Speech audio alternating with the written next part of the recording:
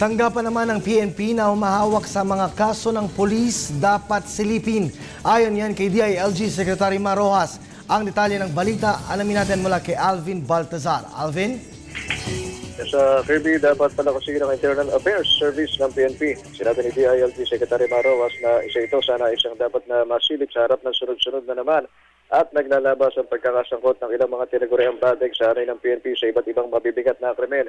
Trabaho ng PNP Internal Affairs Service ang lumiti sa mga pulis na may kinakaharap na kasong administratibo at siyang nagbibigay ng hatol depende sa bigat ng ginawang kasalanan at batay sa itinatakda ng batas. Sa loob ng 70 araw ay dapat na may lumabas na desisyon sa kaso ng pulis na nililitis. At sa harap ng muling pagkakalagay sa alanganin ng imahe ng pambansang pulis sa bunsod ng bating na ginawa ng ilang mga taga-Laloma pulis, pakiusap ni Rojas na huwag namang lahatin ang buong institusyon. Paniniguro ng kalihim, no let up ang kanilang paghabol sa mga eskalawag na pulis at hindi nila titigilan ng mga ito hanggat hindi natatapos ang maliligayang araw sa pambibiktima ng mga inosenteng sibilyan. Kirby?